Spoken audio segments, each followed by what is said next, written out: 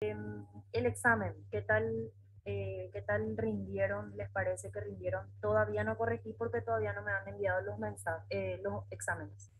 Entonces, por eso todavía no les pasé las notas a los delegados y tampoco a la parte de secretaría, ¿sí? Probablemente hoy o mañana lleguen y ya voy a corregir y les voy a pasar, ¿sí? Ok, doctor. ¿Qué les pareció el examen?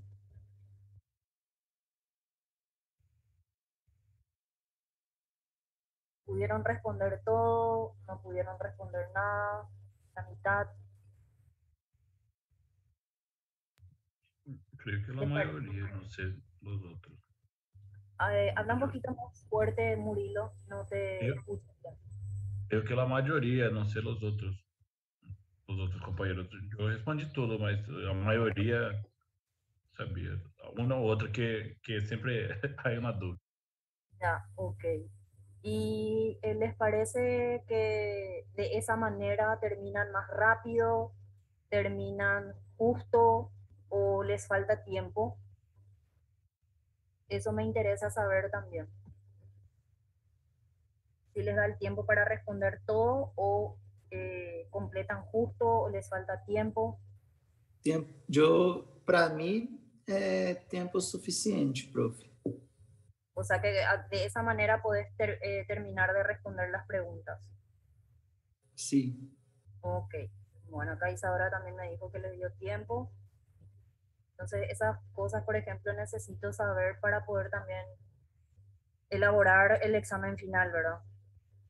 Eh, Recuerden que ustedes siempre van a tener 2 horas para completar el examen, ¿verdad? Por eso, de repente, las formas en las cuales yo les coloco el examen, quiero saber qué es lo que les toma más tiempo responder, ¿verdad? Probablemente sea la parte escrita, ¿verdad? Porque lo que uno marca por selección múltiple es más rápido, pero eh, a la hora de elaborar el examen final no quiero que les falte tiempo, o sea, quiero que incluso les sobre, por eso si ustedes tienen alguna sugerencia o si les parece que está bien así o podría ser así, saben que pueden decirme, entonces vamos a ver para la hora en la que llegue el examen final, ¿sí? Bueno, ¿me podrían refrescar la memoria de dónde nos quedamos antes del examen? Creo que ustedes tuvieron hasta la clase de hipoacusia, pero solamente vimos la mitad, no llegamos a terminar. Eso quería corroborar. Ô, prof, Sí, decime. será- seria possível liberar nós outros às 3h30, porque teremos provas 4 horas na sede 1. Ah, bueno, ustedes quieren terminar a las 3:30. Sim, Bueno, entonces vamos a dar ya la clase. Si me recordás hasta dónde dimos, si me confirmás que fue así como les dije, Manifestações clínicas, creo que foi, profe. hasta manifestaciones clínicas. Bueno, entonces vamos a terminar rápido esta clase y les voy a liberar para que vayan, incluso para poder repasar, ¿sí? Creo que nos faltaba poquito luego para terminar, entonces vamos a terminar, les voy a liberar antes, pero la siguiente clase ya vamos a dar un contenido un poquito más prolongado, ¿sí? Entonces así ustedes van tranquilos para rendir también. Bueno, a ver, manifestaciones clínicas en niños. Bueno, o sea que llegamos Em hasta niños ahí. que não, que foi. Perdón. Foi essas manifestações clínicas do adulto, de los niños já não se, nos foi dado isso. No fue acá Silde me dice hasta manifestaciones clínicas en los niños, doctora me dice, bueno, igual les voy a volver a repetir esa parte y después continuamos, porque es muy poquito lo que faltaba de esa clase, pero en vista que ustedes tienen un examen y necesitan ir hasta la sede para rendir, vamos a hacerlo así. Pueden ver la diapositiva, ¿verdad? Sim, doutor. Bueno, Continuando con la clase de hipoacusia, que nos quedó algunas cosas en el tintero, ¿sí? Generalmente las manifestaciones clínicas de la hipoacusia, ¿verdad? Los adultos son estas que tenemos aquí, ¿sí? Siempre van a tener este tipo de pacientes que les van a comentar que les suelen, ellos suelen generalmente pedir que se les repita las palabras, las frases, ¿verdad? Con la persona con la cual está conversando y de repente esa actitud de estar pidiendo varias veces la repetición de lo que se dice, a ellos les genera una cierta incomodidad, por lo cual con el tiempo ellos generalmente tienen un aislamiento social, dejan de salir, dejan de relacionarse con los amigos, con la familia inclusive, ¿verdad? Porque esta actitud de estar pidiendo todo el tiempo de que se les repita las cosas les genera mucha tensión, ¿verdad? También mucha fatiga, sobre todo una fatiga emocional, ¿sí? Entonces, generalmente estos tres primeros siempre están relacionados entre sí, ¿sí? También otra manifestación que suelen comentar en la consulta es que muchas veces necesitan colocar alto el volumen de la televisión, ya sea, bueno, de la televisión, ya sea también, por ejemplo, de la radio, eh, ya sea también, por ejemplo, de todos esos elementos tecnológicos, ¿verdad? Generalmente ellos colocan muy alto el volumen. Otra manifestación clínica también muy frecuente que acompaña a la hipoacusia es el tinnitus o el zumbido, ¿sí? Generalmente este tinnitus es un ruido que ellos escuchan, ¿verdad? Están escuchando, puede ser de manera continua, puede ser de repente mucho más importante por la mañana o incluso mucho más importante durante la noche, cuando ya están en silencio, están ya por dormir, generalmente aparece ese zumbido que para ellos es muy molesto porque en algunos casos incluso ese sonido no les deja dormir o no les deja conciliar el sueño, ¿sí? Aquellos pacientes que están, o que mejor dicho, tienen una sordera, recuerden que hablamos de sordera cuando nuestra disminución de la audición se da ya por debajo de los 90 decibeles, ¿sí? Este tipo de disminución de la audición se da de forma gradual o incluso puede también darse de manera súbita, de manera brusca, y puede ser de uno o de ambos lados, ¿sí? ¿Qué sucede con estos pacientes con disminución de la audición? Tienen mucha dificultad para localizar de dónde proviene el sonido, o mejor dicho, la fuente del sonido, ¿sí? Y estos acúfenos o tinnitus, ¿verdad? Acúfenos o tinnitus son de grado variable. ¿A qué se refiere de grado variable?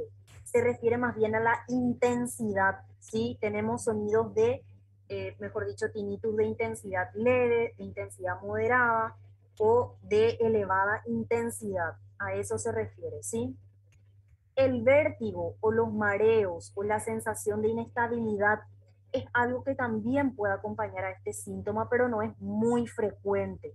Generalmente el vértigo vamos a ver en la siguiente clase en qué patologías exactamente podemos tener este tipo de síntomas, ¿sí? Y aquí algo muy importante que dice al final, ¿verdad? Cuando tenemos alguna patología aguda, por ejemplo, de las vías aéreas superiores, que cursa con sensación febril, que cursa con cefalea, ¿verdad? Generalmente podemos tener una disminución de la audición, ¿sí?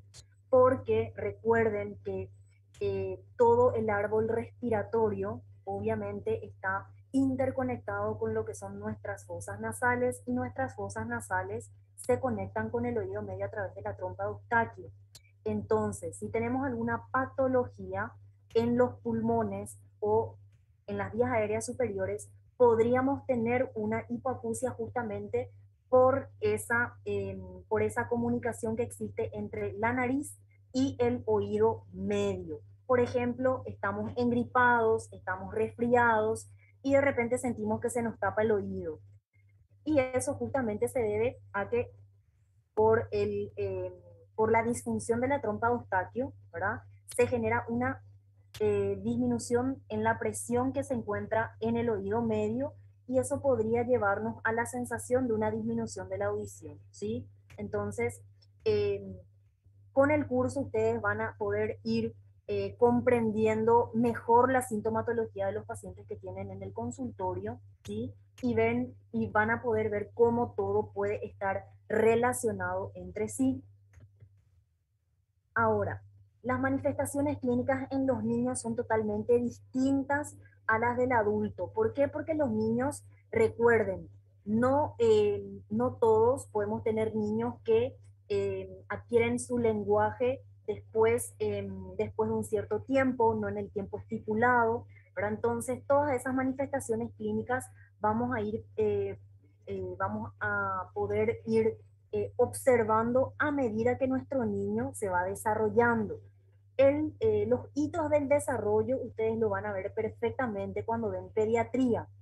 Y algo muy importante que les voy a recalcar es a la hora de examinar a un paciente recién nacido, por ejemplo, un neonato, es decir, un pacientito que recién nació tiene 0 días, 0 horas de vida, o incluso puede ir hasta los 28 días de vida. Entonces, en ese tiempo, 28 días, ustedes van a tener sus primeros controles con el niño, ¿sí? Van a ir completando su ficha pediátrica, con todo lo que tiene que ver con el peso, con el desarrollo de su perímetro cefálico, de su longitud, etcétera, etcétera. Y ya el segundo mes, cuando vuelva a la consulta ese mismo niño, ustedes van a tener que examinar cómo se está desarrollando, sobre todo la parte auditiva, y cómo ustedes van a poder examinar esa parte. Generalmente cuando ustedes hacen la historia clínica a la madre, ustedes van a preguntar si el niño, ¿verdad? Por ejemplo, si está dormido, ¿verdad? Y existe un ruido de elevada intensidad, si el niño se despierta o no con ese ruido, o si se mantiene dormido, ¿sí? También cuando la madre, por ejemplo, utiliza algún aparato que emita un sonido, por ejemplo, un sonajero, o le ponga una música en el celular, o le ponga una música en la radio, en el televisor, ¿verdad? Si ese niño, por ejemplo, responde a ese estímulo sonoro. ¿Cómo puede responder a ese estímulo sonoro? Puede sonreír, puede agitar los brazos, puede también agitar las piernas, ¿verdad? Puede de repente emitir una sonrisa. Entonces, esas son respuestas, ¿verdad?, a esos estímulos sonoros. En el caso de que no haya respuesta a esos estímulos, si el niño no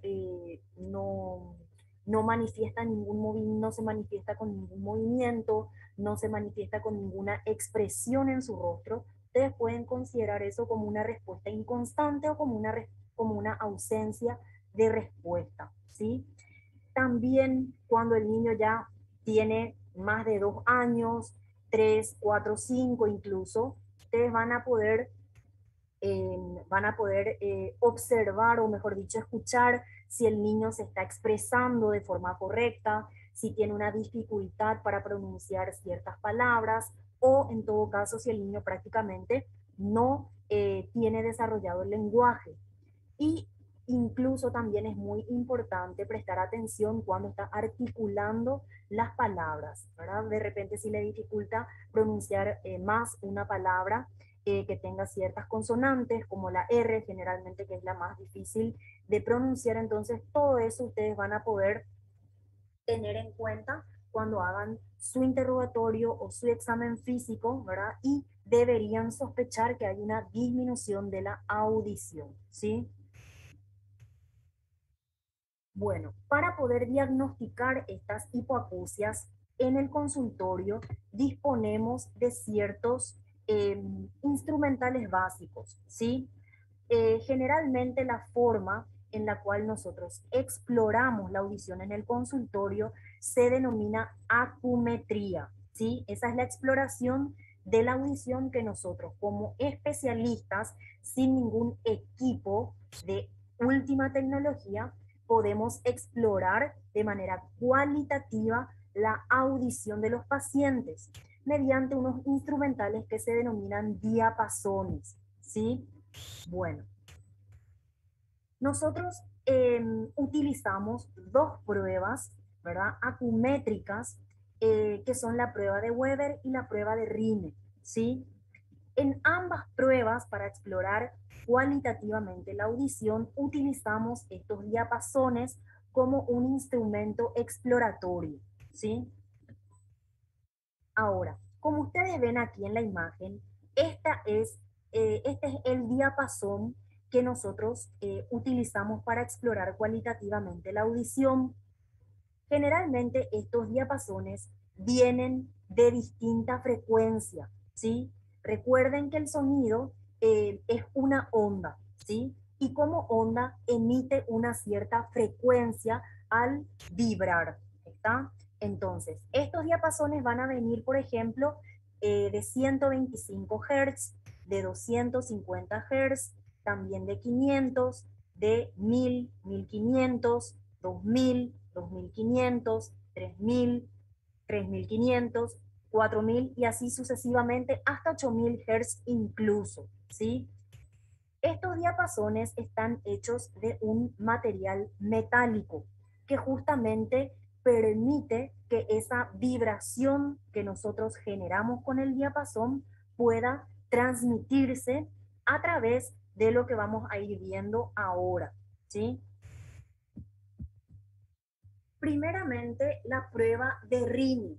Tenemos que saber que estas pruebas nosotros, como la realizamos en un consultorio común y corriente, ¿verdad? No realizamos dentro de ninguna cabina que esté amortiguada de los sonidos, no hace falta que haya un silencio absoluto para poder realizar estas pruebas, ¿sí? Generalmente, la prueba de Rine nosotros hacemos, como les digo, en el consultorio, con ruido, si hay alguien hablando, si hay alguna música en ese momento, ¿verdad? De repente si es un consultorio un poco más grande. Entonces, aquí ustedes no tienen que tener en cuenta que debe haber un silencio absoluto para realizar la prueba. Lo pueden hacer incluso con mucha gente dentro del consultorio, en todo caso, si es que le están acompañando o no al paciente. ¿Cómo se realiza la prueba de Rini? Recuerden que el sonido se puede propagar a través del aire y también se puede propagar a través de superficies óseas, ¿sí? Entonces, tenemos dos maneras en las cuales el sonido puede propagarse de forma normal, por decirlo de alguna manera, ¿sí? Entonces, ¿cómo vamos a realizar esta prueba? Tengan en cuenta que la prueba de Rine siempre va a comparar cómo el sonido o cómo la onda sonora se conduce a través del aire y se conduce a través de la parte ósea del paciente. Entonces, ¿cómo vamos a realizar la primera prueba? ¿Cómo se realiza la prueba de Rine? Con nuestro diapasón, como ven aquí, tiene dos brazos y tiene aquí un mango, ¿sí? Generalmente estos dos brazos eh, tienen que entrar en vibración y como entran en vibración, nosotros podemos simplemente dar un golpe seco sobre una superficie horizontal, por ejemplo, sobre la mesa de nuestro consultorio, sobre nuestro escritorio, y ustedes van a colocar de forma, eh, primeramente, ¿verdad? Ustedes pueden colocar sobre su muñeca, sobre la muñeca justamente, y ustedes van a poder sentir la vibración de ese diapasón, ¿sí? Entonces, una vez que ustedes probaron que el diapasón entró en vibración, van a volver a emitir ese golpe seco sobre la superficie horizontal, y lo primero que van a hacer es, van a colocar el mango del diapasón sobre la mastoides del paciente, ¿sí? Como está aquí en la imagen, sobre la mastoides del paciente. Y le van a preguntar al paciente si percibe o no la vibración de ese diapasón una vez colocado sobre la mastoides, ¿sí? Y obviamente le van a pedir al paciente que les avise cuándo dejó de percibir esa vibración. Una vez que dejó de percibir esa vibración sobre la mastoides, ustedes van a colocar, como tienen aquí en la imagen, el diapasón enfrente del conducto auditivo externo para ver si esa vibración sigue escuchando, ¿verdad? Ya en este caso ustedes van a estar evaluando la propagación aérea de la onda sonora, ¿sí? Entonces, en el caso de que ustedes tengan, ¿verdad? Ambas percepciones por ambas vías, se habla de que la prueba de Rine es positiva. Y aquí podemos tener dos opciones de resultados: que la audición de nuestro paciente sea normal, o que el paciente tenga una disminución de la audición de tipo neurosensorial o perceptiva, ¿sí?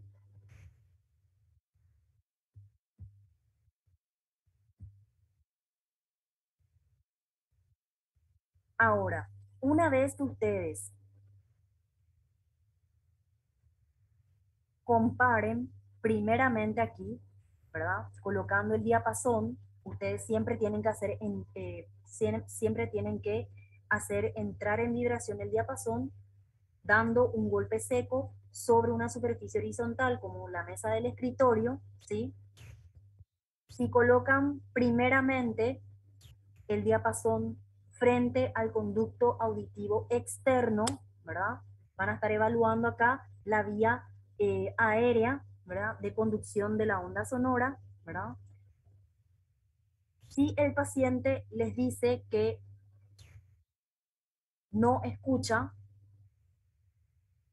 no escucha la vibración, entonces ustedes lo que hacen es colocar aquí sobre la apófisis mastoides, y si el paciente tampoco les dice, o mejor dicho, si el paciente en este caso les dice que sí percibe la vibración del diapasón una vez colocada sobre la apófisis mastoides, entonces ustedes ahí pueden hablar de un RINE negativo, ¿sí? Y en este caso consideramos que la hipoacusia es de transmisión o es conductiva,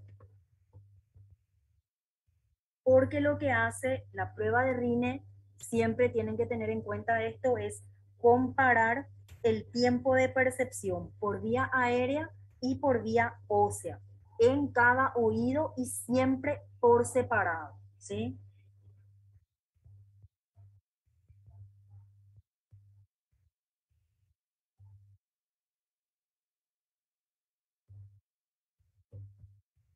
Ay, perdón.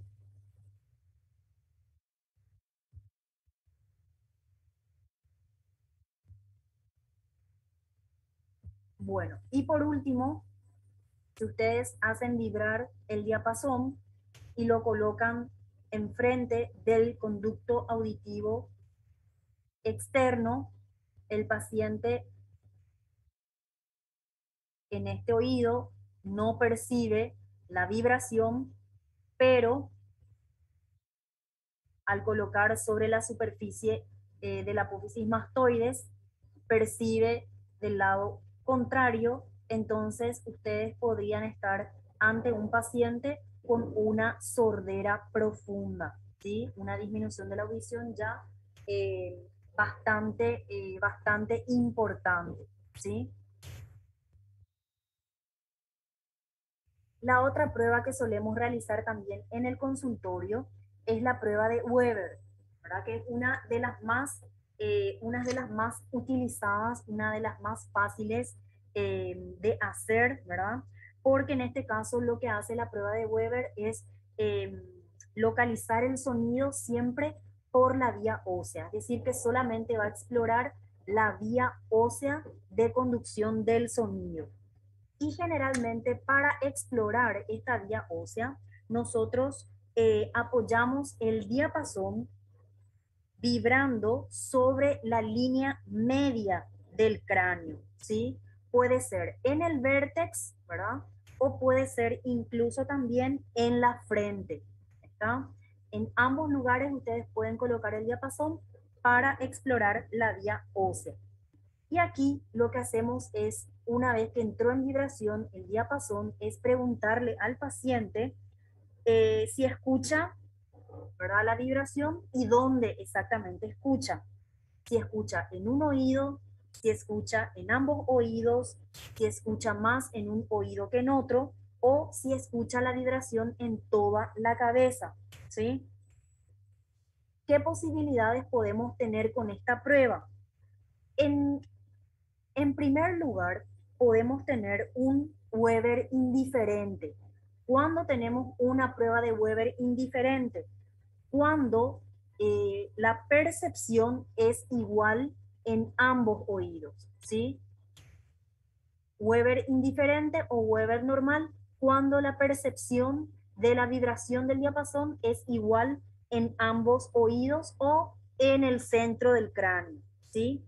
Y en este caso significa que nuestra audición es normal o incluso que ambos oídos tienen el mismo tipo y el mismo grado de hipoacusia, ¿sí?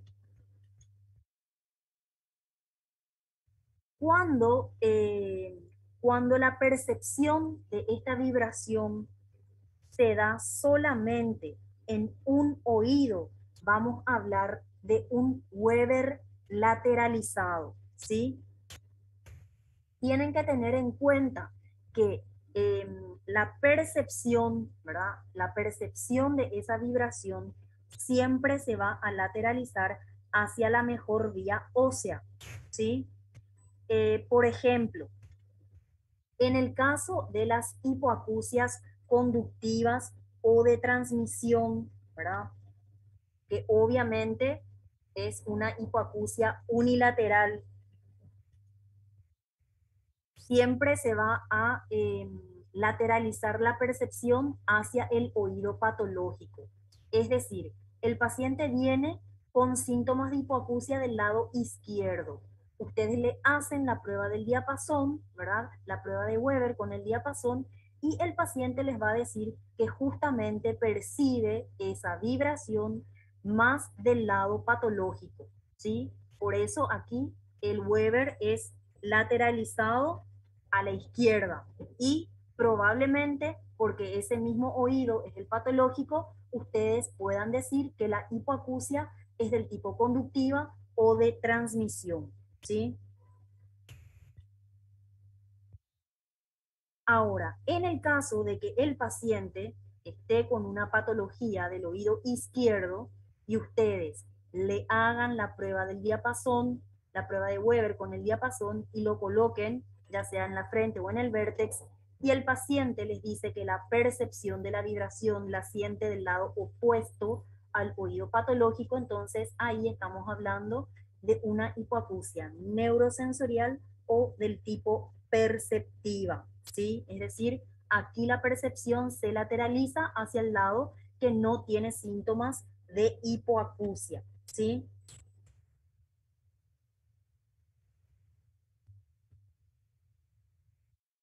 Y otra prueba también, que son de las pruebas más fáciles de realizar en el consultorio, es la prueba de Schwabach, ¿sí? Realmente no la realizamos mucho en el consultorio porque ustedes van a poder leer en el libro de Vicente Diamante que existen muchas pruebas dentro de lo que es la acumetría para evaluar cualitativamente la audición, ¿sí? Estas tres que yo les estoy mostrando generalmente son las más fáciles y rápidas de realizar. Pero entre estas tres, las que más utilizamos son la de la de Rine y la de Weber, ¿sí? Aquí la prueba de Schwab lo que hace es más bien comparar la vía, lo que hace más bien es comparar la percepción por vía ósea del paciente que se examina con la vía ósea de la persona que está examinando. Es decir, yo voy a comparar, ¿verdad?, cómo percibe el paciente esa vibración con respecto a lo que yo percibo si me realizo la prueba del diapasón, ¿verdad? Siempre que ambos, o sea, mejor dicho, siempre que la persona que va a examinar sea una paciente, sea un examinador con audición normal. Yo, ¿verdad?, la doctora Coral Benítez, si tengo un problema auditivo, ¿verdad?, obviamente no voy a poder realizar esta prueba para comparar mi percepción con la percepción del paciente. Siempre tengo que tener audición normal, ¿verdad?, para poder comparar. Y aquí lo que se hace es apoyar el diapasón también en la apófisis mastoides del paciente. Y le preguntamos al paciente si oye o no la vibración, y una vez que el paciente nos diga que dejó de oír esa vibración, vamos a apoyar en nuestra apófisis mastoides, es decir, en la apófisis mastoides del examinador. Si yo como examinador percibo esa vibración, es porque el paciente también escuchó, pero escuchó durante un tiempo menor que el tiempo normal, ¿sí? Entonces acá podemos deducir que la percepción del paciente está descendida por la vía ósea, y hablamos así de una prueba de Schwab acortada, ¿sí? Y esto generalmente se da en las hipoacusias de tipo neurosensorial o de tipo perceptiva.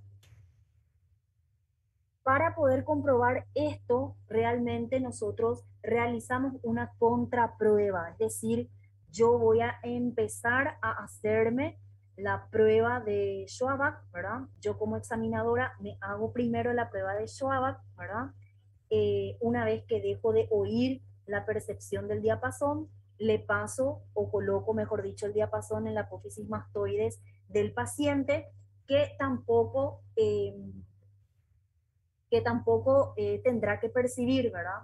Entonces ahí sí yo puedo decir que tengo una prueba de Schwab alargada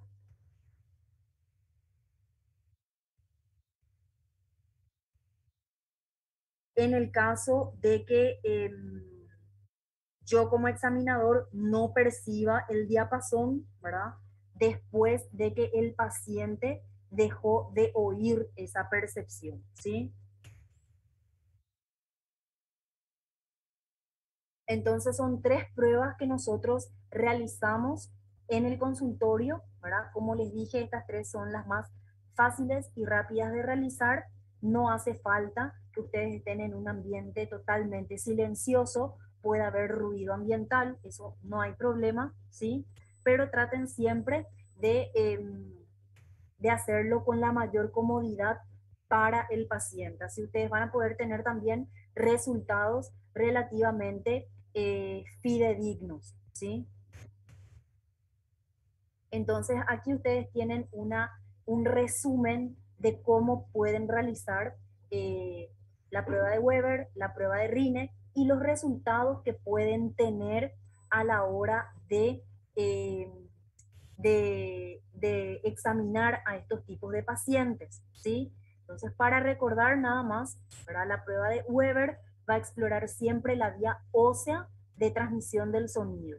Y la prueba de Rine lo que hace es comparar, ¿verdad?, tanto la vía aérea como la vía ósea de transmisión del sonido, ¿verdad?, en pacientes, ¿sí? Y la prueba de Schwab es nada más una comparación de la percepción de la vibración entre el examinado y el examinador, ¿sí?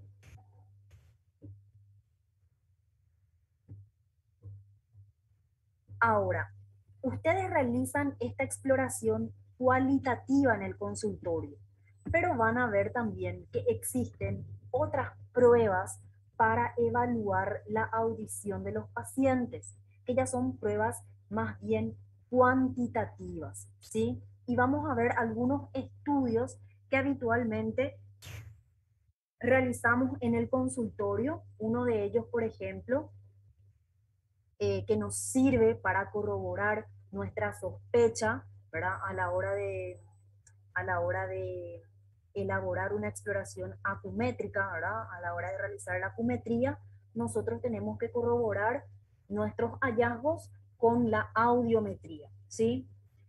Para la audiometría, sí es necesario, ¿verdad?, que se elabore este estudio en un ambiente totalmente amortiguado de sonidos externos, ¿verdad? Siempre que ustedes van a realizar una prueba de audiometría, se necesita que el paciente esté totalmente aislado de los sonidos ambientales.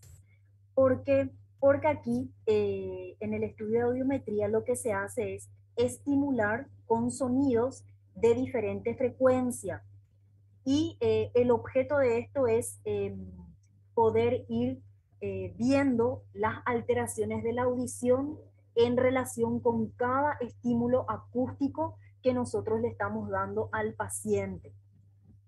Esto que ustedes ven aquí es una gráfica de audiometría, ¿sí?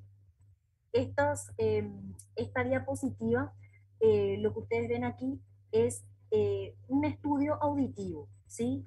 Estos estudios auditivos se realizan con equipos.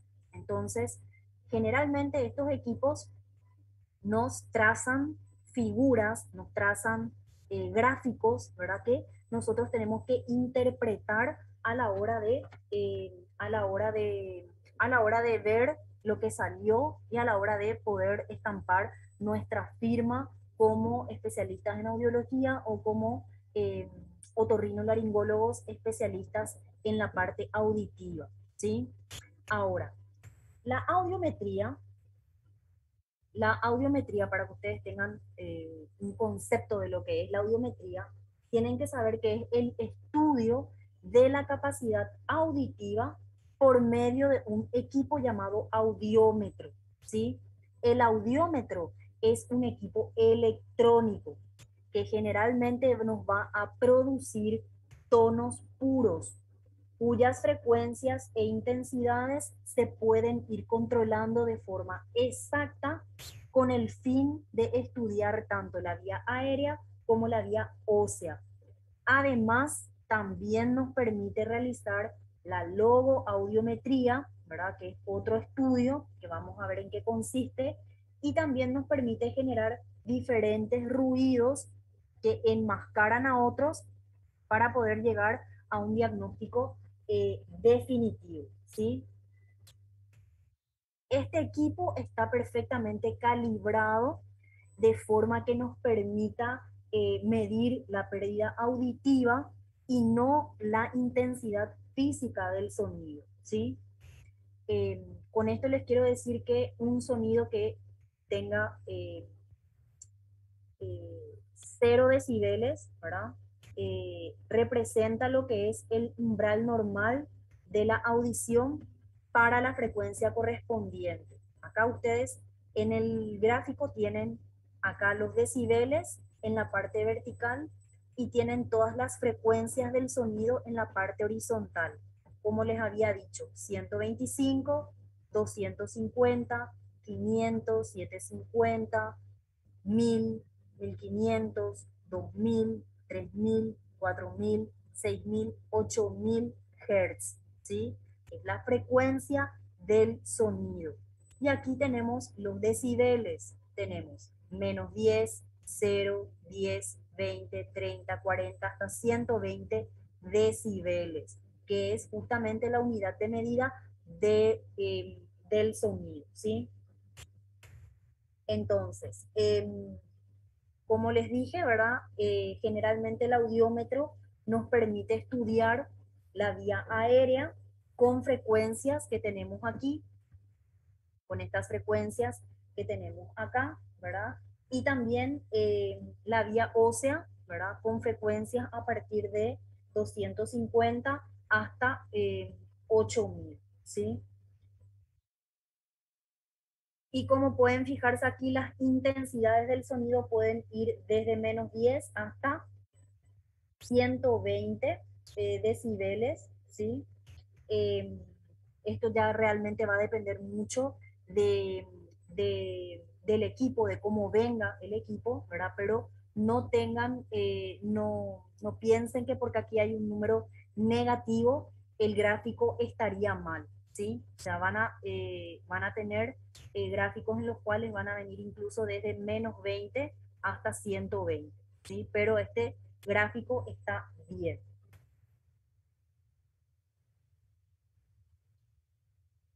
Doutor, e para nosotros hace falta saber hasta dónde va o oído, no sé, altura, los decibeles, eso, la No, o frecuencia. sea, yo lo que les voy a mostrar aquí es nada más para que ustedes puedan interpretar un estudio. A la hora que ustedes reciban un estudio de audición, ¿qué es lo que quiere decir ese estudio de audición? Todos esos gráficos, esos garabatos, todas eh, esas señales que nos colocan acá. Nada más para que ustedes tengan conocimiento. No les voy a pedir que ustedes me... Realmente en cursos anteriores sí he pedido que interpreten un estudio de audiometría, ¿verdad? Pero para que ustedes tengan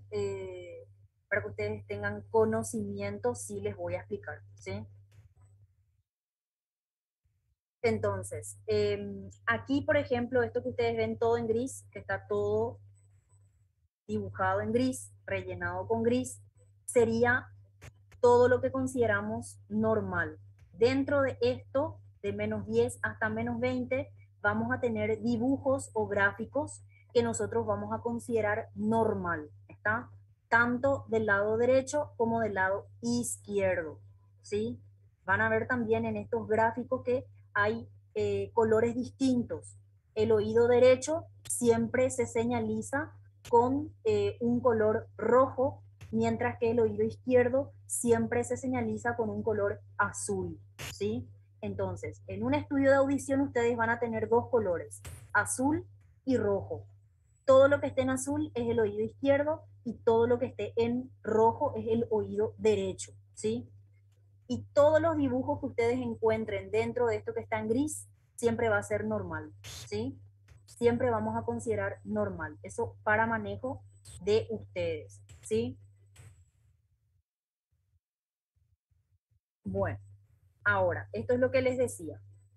Este es, por ejemplo, un resultado de un estudio de audiometría, ¿verdad? Que se realizó en un paciente y como ustedes pueden ver aquí, siempre se evalúa por separado cada oído, ¿verdad? El oído derecho se evalúa tanto la vía aérea como la vía ósea y el oído izquierdo también se evalúa por separado tanto la vía ósea como la vía aérea. Y como pueden fijarse aquí, todo lo que corresponde al oído izquierdo se grafica en azul, ¿sí?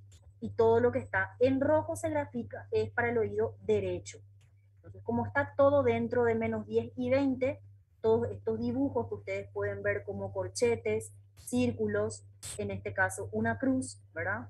Todo lo que está dentro del gráfico o sobre 20, ustedes consideran normal, ¿sí? O sea, es una audición normal, es lo que les estoy queriendo decir, ¿está? Ahora, cuando nosotros vamos a tener alteraciones en estas gráficas, ¿sí? Ustedes tienen que saber que todo lo que está en círculo rojo, el círculo rojo corresponde a la exploración de la vía aérea del oído derecho, ¿sí? El círculo rojo corresponde a la vía aérea del oído derecho. Mientras que esta cruz que ustedes ven aquí en azul corresponde a la vía aérea, pero del oído izquierdo, ¿sí? Entonces, para que ustedes puedan diferenciar la vía aérea del oído derecho, se simboliza con un círculo, mientras que la vía aérea del oído izquierdo se simboliza con una cruz. ¿sí? Ahora, ¿cómo se simboliza la vía ósea? La vía ósea ustedes van a simbolizar con corchetes. Todo corchete cuya parte interior mire hacia la derecha corresponde a la vía ósea del oído derecho, ¿sí? Y todo corchete cuya parte interior mire hacia la izquierda corresponde a la vía ósea del oído izquierdo, ¿sí? Entonces, de esa forma nosotros representamos tanto la vía ósea como la vía aérea, ¿sí? Con símbolos, para poder distinguir en el gráfico, ¿verdad? ¿Qué es el oído, qué es la vía aérea, cuál es la vía aérea del oído izquierdo, cuál es la vía ósea del oído derecho, ¿sí? Para que no tengamos ningún tipo de confusión, ¿sí? Doutora,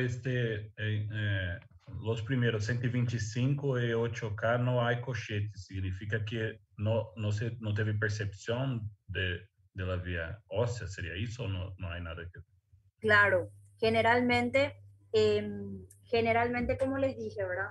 A partir de, a partir de, o sea, en general, el audiómetro, ¿verdad? El audiómetro siempre nos permite estudiar la vía aérea, la vía aérea con frecuencias de 125 hasta 8000, ¿sí? Y la vía ósea con frecuencias a partir de 250, ¿sí? Aquí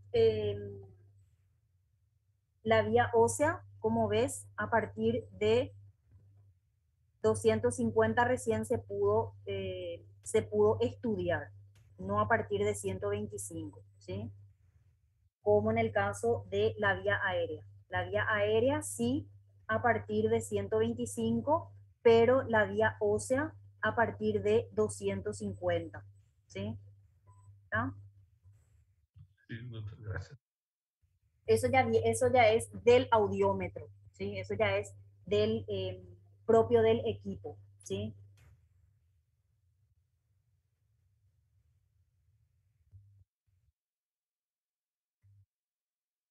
Bueno, y aquí ustedes tienen un resumen, ¿verdad? Eh, de cómo podemos interpretar las audiometrías, ¿verdad? Con los posibles gráficos que vamos a tener, ¿sí? Nada más para que ustedes tengan en cuenta, ¿sí? Que siempre la audición normal, en una audición normal, toda la vía ósea, es decir, todos los corchetes, tienen que estar dentro de estos límites que les voy a señalar. En el caso de una audición normal, entonces todos los corchetes, tanto rojo como azul, tienen que estar dentro de los límites normales, es decir, desde -10 hasta +10, +20, ¿sí? Y no tenemos que tener ningún tipo de diferencia en estos dibujitos que ustedes ven acá, ¿sí? Generalmente hay uno que siempre está por encima de otro, ¿sí? Entonces no tiene que haber una separación grande entre el corchete y el círculo. Puede haber hasta una diferencia de 10 decibeles más o menos, pero no tiene que ser mucha y todo tiene que estar siempre dentro de los límites normales, como les digo, desde -10 hasta 20, ¿sí? Eso para una audición normal, ¿sí? En el caso de una hipoacusia conductiva, recuerden que en el caso de las hipoacusias conductivas, la vía ósea, es decir, todos los corchetes van a estar dentro de los límites normales, es decir, entre -10 y +20. Todos estos corchetes, tanto rojos como azules, se encuentran dentro de esos límites normales. Y aquí la diferencia de separación, digamos, entre el corchete y el círculo y entre el corchete y la cruz puede ser solamente, o mejor dicho, tiene que ser más de 10 decibeles. Si yo tengo aquí este círculo, supongan acá en 30, ¿sí? Mi corchete está aquí en -10, pero mi círculo está aquí en 30. Hay ya 20 decibeles de diferencia, ¿sí? Entonces, yo puedo decir que en esta frecuencia hay una disminución de la vía aérea, ¿sí? Es decir, porque el círculo está por debajo de 20, y en el caso de que yo tenga también otras dos frecuencias afectadas, por ejemplo, la de 500 y la de 750, o en este caso acá la de 1000, ya estoy hablando de una hipoacusia conductiva. ¿Qué quiere decir eso? Que tres frecuencias tienen que estar como mínimo alteradas para hablar de una hipoacusia. Si hay solamente una frecuencia alterada, no puedo decir que es una hipoacusia, ¿sí? Tiene que haber como mínimo tres frecuencias alteradas. Es decir, tres circulitos por debajo de 20, todos los corchetes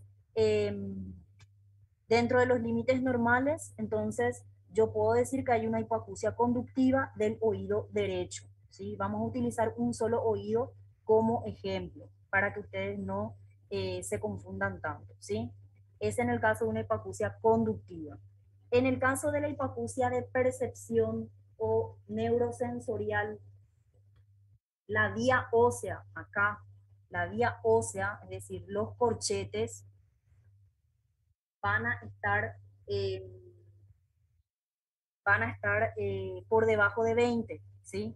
Aquí nuestros corchetes van a estar por debajo de 20, en el caso de la hipoacusia perceptiva, ¿sí? Vamos a tener aquí, por ejemplo, un corchete, acá otro corchete por debajo, perdón, acá otro corchete por debajo, acá otro corchete por debajo, y nuestra vía ósea, nuestra vía aérea, ¿dónde va a estar? Generalmente la separación entre corchete y el círculo tiene que ser por lo menos de hasta 10 decibeles. No puede ser más de 10, ¿sí? Hasta 10 puede ser la diferencia. Es decir, si yo tengo aquí este corchete, supongan en 30, y tengo el círculo aquí en 40, aquí tengo mi corchete en 30, acá tengo mi círculo en 40, y lo mismo en esta frecuencia, ya estoy hablando de una hipoacusia perceptiva o neurosensorial, ¿sí? ¿Entienden? Entonces, tomamos solamente el oído derecho como ejemplo para que ustedes no se confundan, pero la misma situación puede ocurrir del oído izquierdo al mismo tiempo, ¿sí? Incluso de forma distinta, ¿sí? Eso nada más para que tengan en cuenta. ¿Estamos? Y esto es un resumen más bien de las audiometrías que podemos tener o con las que nos podemos encontrar, ¿sí? Y los posibles diagnósticos en los que podemos pensar a la hora de una hipoacusia de transmisión, ¿verdad? Un tapón de cera, una otitis media aguda, una otitis media serosa, una perforación timpánica, un colesteatoma con alteración de la cadena de huesecillos. En el caso de una hipoacusia neurosensorial, podemos tener una enfermedad de Meniere, podemos tener un tumor del nervio auditivo, que es el neurinoma, podemos tener un traumatismo acústico, ¿sí? Entonces son diagnósticos para poder ir sospechando según el tipo de hipoacusia que nos proporcione la audiometría, ¿sí? Y aquí nada más para que ustedes vean otros gráficos, ¿verdad? Este es el oído derecho porque está graficado en rojo, y aquí tenemos nuestro oído izquierdo que está graficado en azul. Como pueden fijarse aquí, todo lo que corresponde al oído derecho se encuentra dentro de los límites normales porque está sobre 20, entonces podemos decir que el oído derecho tiene una audición normal. Sin embargo, nos podemos fijar acá que en el caso del oído izquierdo sí hay una pérdida auditiva. ¿Por qué? Porque todo está por debajo de 20 ya, ¿sí? Acá está sobre 20, pero aquí ya empieza a bajar, ¿sí? Entonces, son gráficos que ustedes pueden tener a la hora de que un paciente acuda a la consulta con ustedes, ¿sí? Y existen otras pruebas de la audición, que son pruebas más bien objetivas, como los potenciales evocados auditivos del tronco cerebral, las autoemisiones acústicas, la timpanometría también, que se encuentra dentro del perfil audiológico, que más bien nos informa de lo que es la movilidad de las estructuras del oído, también de los posibles cambios de presión que pudieran estar ocurriendo, ¿verdad? Y siempre se indica en pacientes con probable otitis media serosa, ¿sí? Generalmente cuando vamos a proporcionar un tratamiento a estos pacientes tenemos que conocer la causa. No podemos tratarles sin saber qué está produciendo esa disminución de la audición. Vamos a ver, ustedes van a leer que existen medicamentos que son muy tóxicos para las células ciliadas, ¿verdad? Son medicamentos ototóxicos, así los llamamos. Entonces ustedes a la hora de hacer su interrogatorio, ¿verdad? Cuando el paciente acuda a la consulta con ustedes por hipoacusia, tienen que preguntar si existe algún tipo de medicamentos que esté tomando y ustedes, si conocen, ¿verdad? Si estudiaron bien la parte de farmacología, se van a acordar si es o no un medicamento ototóxico que daña las células ciliadas. Entonces, en el caso de que el paciente esté tomando un medicamento así, necesitamos suspender esa medicación. Van a tener casos también de pérdidas súbitas o bruscas de la audición, ¿verdad? Esa pérdida brusca de la audición puede tener también muchas causas, ¿verdad? Generalmente pueden ser tratados con vasodilatadores, con anticoagulantes, con corticosteroides, también con vitaminas. Ya va a depender mucho justamente de la causa que esté ocasionando esa pérdida brusca de la audición. Ustedes pueden proponerle al paciente una rehabilitación para esa hipoacusia en el caso de que no tenga una solución particular, ¿verdad? Por ejemplo, utilización de prótesis auditivas o de audífonos, ¿sí? En el caso de que el paciente tenga, por ejemplo, una perforación timpánica, le van a proponer una cirugía para reconstruir esa membrana timpánica, ¿verdad? En el caso de que tenga alguna alteración de la ventana oval y tengan que reparar de forma quirúrgica esa ventana oval, entonces le van a proponer también una cirugía adecuada para que le devuelva la audición con el procedimiento, ¿verdad? Y ya en casos muy, muy específicos, ¿verdad? Con ciertas indicaciones, ustedes van a poder indicarle al paciente la utilización de dispositivos o implantes cocleares, ¿verdad? Que se colocan directamente en la cóclea o caracol del paciente, ¿sí? Que como todo procedimiento, ¿verdad? Tiene sus indicaciones, no es para todos los pacientes.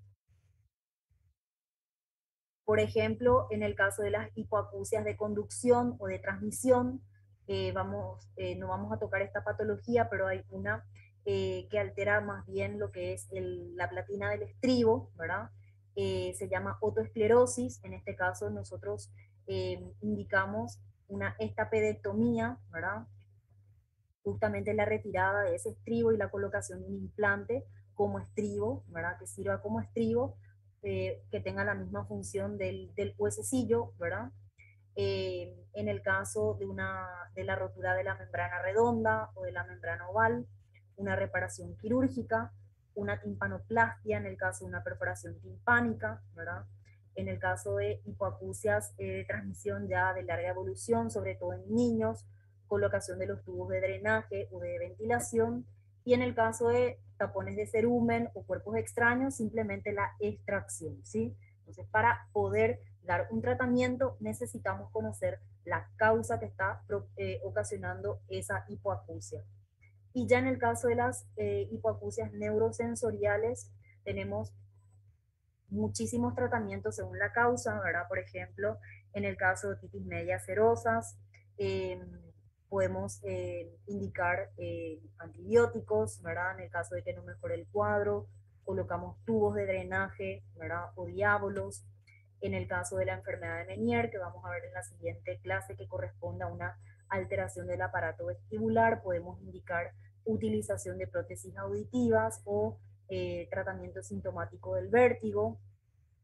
En el caso de pacientes que tengan una hipoacusia inducida por el ruido, vamos a indicar utilización de prótesis auditivas. En el caso de ototoxicidad, suspender el medicamento y monitorización sanguínea de estos fármacos ototóxicos. En el caso de un neurinoma del acústico, necesitamos realizar una resección quirúrgica. En el caso de pacientes con presbiacusia, que es justamente la pérdida de la audición ya con el avance de la edad, también indicamos la utilización de prótesis auditivas. En el caso de enfermedad autoinmunitaria, corticoides, y en el caso del herpes simple y del herpes zóster, indicamos aciclovir, ¿sí? Ya otras hipoacusias como la mixta, ¿verdad? Podemos tener en el caso una otoesclerosis, también puede estar indicada la estapedectomía, en el caso de pacientes con colestatoma, patología crónica del oído medio, indicamos antibióticos, cirugía, dependiendo del caso, ¿verdad? Y sobre todo hacemos una prevención de esa pérdida de la audición con buenos hábitos de vida y de prevención laboral, ¿sí? Y ya esto corresponde a otra clase que espero que nos vamos a desarrollar, ¿sí? ¿Tienen alguna consulta hasta aquí o alguna duda? No, yo no lo está bien. ¿Qué pasó, Murilo? Te escucho muy bajo. Yo no hablé Ah, mejor perdón, ahora. perdón. ¿Alguien más tiene alguna duda? ¿Quieren que les vuelva a aclarar algo? Hasta aquí sería la clase de hoy, ¿verdad? Con respecto al tiempo que ustedes me pidieron para poder llegar al examen que tienen. Entonces, si tienen alguna duda, aclaramos antes de que vayan al examen.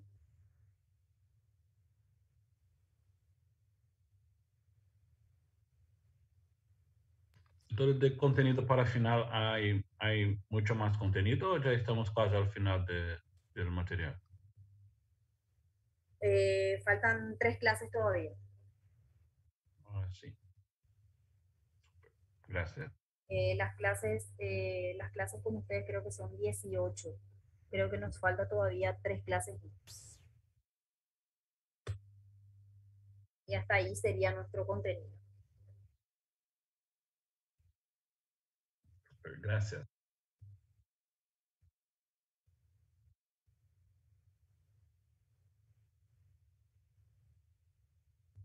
Bueno, entonces